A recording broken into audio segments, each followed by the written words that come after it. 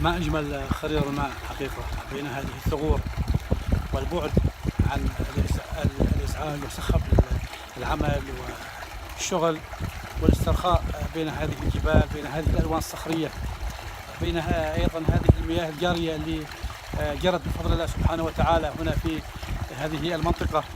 هذا المكان الجميل نشاهد طبعا الماء.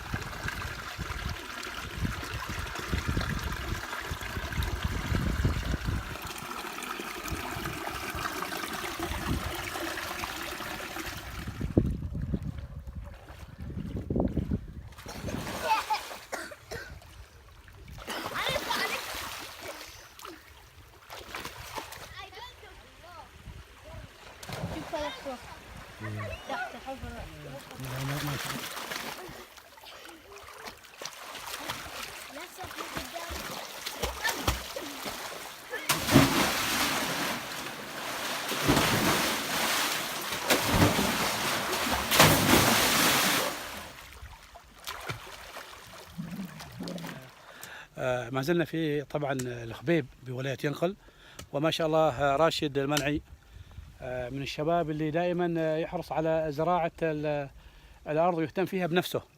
ومثل ما تشوفوا ما شاء الله الأرض طيبة. والأخ راشد بعد الأمطار هذا طبعا. نعم بعد الأمطار أخوي. نعم. الحين والله زارعين هذا حرية زيتية. ما شاء الله حرية. إيه نعم. نعم.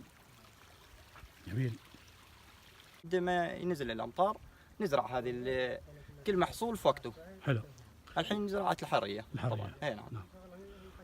والماء الحمد لله بعد الأمطار طيب يعني. الحمد لله. ما تشوف.